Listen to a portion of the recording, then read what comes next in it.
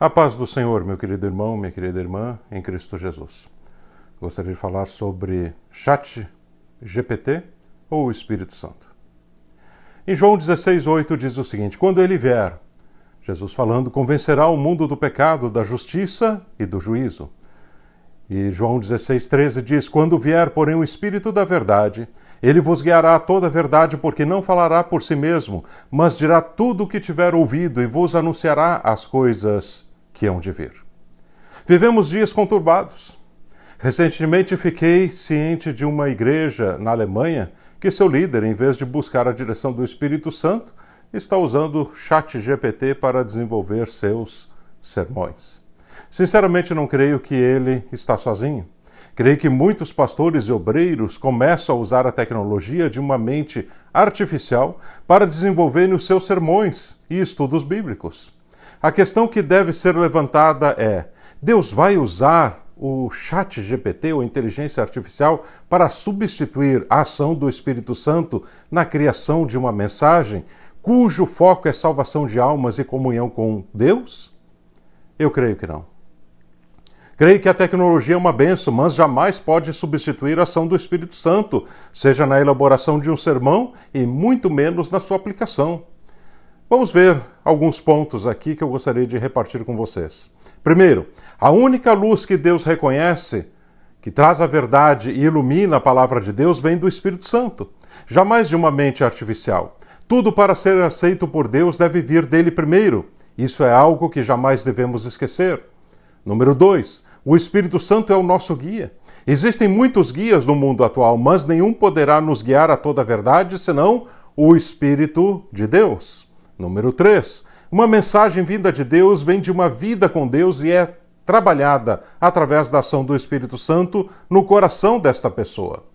Nunca uma inteligência artificial poderá substituir o relacionamento e comunhão que devemos ter com Deus. Número 4, a fonte para o Espírito Santo trabalhar em nossa mente vem de Deus e a sua palavra. A fonte que a inteligência artificial usa vem de bancos de dados de computadores dentro da internet. Número 5. A mensagem vinda de Deus é única e suficientemente eficaz para atingir os corações e, quando aplicada com a direção do Espírito Santo, mudará vidas. A mensagem vinda de inteligência artificial vem de fontes, muitas desconhecidas, e não possuem unção de Deus capaz de mudar vidas, pois não foi buscada em oração, mas nas teclas de um computador. Número 6. A mensagem revelada por Deus ocorre depois de um momento de oração e comunhão com o Senhor. Esta mensagem é recebida mediante um preço de obediência e submissão e rendição a Deus. Às vezes são poucos minutos e você já tem, mas às vezes são dias, semanas e meses até ela se completar em seu coração. Nenhuma mensagem ungida por Deus deixará de ter um preço a ser pago pelo homem. Jonathan Edwards orou 13 horas antes de pregar o sermão Pecadores nas mãos de um Deus irado. Pense nisso. E quando a recebe, você sabe que ela vem do alto. Sabe que é diferente, que é única, que está queimando em você e que por causa disso seus ouvintes serão impactados com ela. Já a mensagem de um ChatGPT ou ainda inteligência artificial é pouco mais do que palavras dispostas de forma inteligente, mas que pouco ou nada produzem de resultado, pois não houve uma busca intensa e profunda, uma rendição, uma dependência divina em oração para a salvação de almas. Número 7. Se considerarmos que todo o trabalho feito para Deus exige fé e sem fé é impossível agradar a Deus, isso mostra que nossa dependência dele deve ser constante. Nada pode substituir isso, muito menos depender parte de Deus e parte da inteligência artificial ou tudo de um ChatGPT. Número 8. Deus não abre mão de sua glória ao poder de computadores ou da mente humana. A obra de Deus é feita no coração dos homens e somente o Senhor sabe como atingir esses corações. Número 9. No livro dos Salmos 87, verso 7 diz: todas as minhas fontes são em ti, dizem os cantores. Se na música é necessário buscar em Deus e ter Deus como única fonte, quanto mais na pregação que envolve o futuro eterno das almas dos homens. Número 10. O Espírito Santo é uma pessoa real e que possui sentimentos e conhece os corações dos homens. Ele sabe como trabalhar em cada espírito humano de forma individual. Ele é a fonte segura que temos de como devemos agir ao preparar um sermão. A inteligência artificial trabalha apenas na mente dos homens, não em seu espírito. E usa de dados que podem às vezes serem discutidos se estão certos ou errados, pois muitas de suas fontes são sequer verdadeiras. Jesus disse: a árvore má não pode produzir bons frutos. Dentro destes pontos, e com certeza existem muitos mais, como podemos abandonar o Espírito Santo, deixar ele de lado e usar a inteligência artificial atrás do ChatGPT para produzir sermões? Que resultados virão? Sermões bonitos, mas sem vida.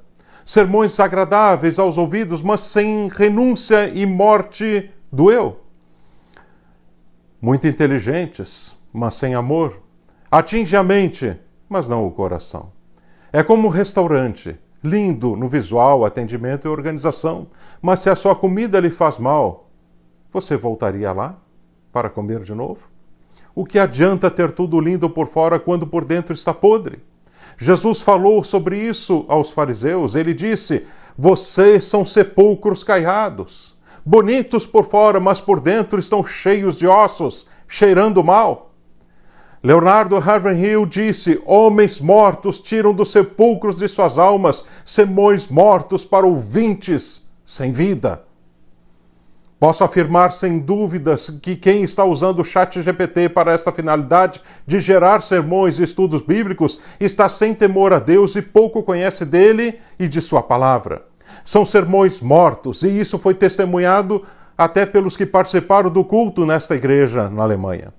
Esses indivíduos precisam voltar ao quarto de oração e somente sair de lá quando se arrependerem de seus pecados, verem sua condição miserável de uma criatura que depende de Deus e sentirem em seus corações o amor de Deus pelas almas dos homens.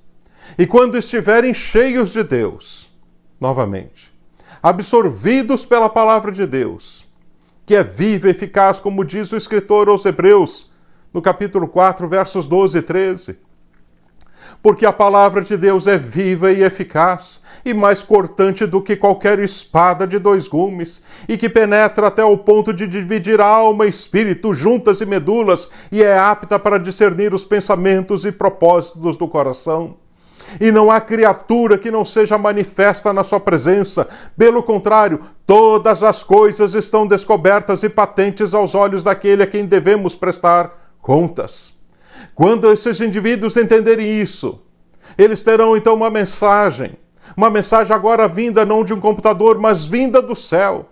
E quando se levantarem para pregar, estarão pregando com poder, cheios do Espírito Santo. Uma mensagem que está queimando em seus corações, recebida em lágrimas derramadas perante Deus, para que vidas sejam tocadas pelo Espírito Santo. E que haja salvação, que haja cura, libertação e batismo com o Espírito Santo. Esse tipo de mensagem levará aquela igreja que a ouvir a um novo patamar. Seus membros sentirão algo diferente. Saberão que aquela não é apenas uma mensagem comum, mas algo vindo de Deus, algo vindo dos céus. Isso impactará vidas e poderá revolucionar aquele lugar, aquela cidade, o estado, a nação e, quiçá, o mundo. Não limitemos a ação do Espírito Santo. Trocar ele por um ChatGPT, por uma inteligência artificial, é tolice e perda de tempo. Que Deus te abençoe.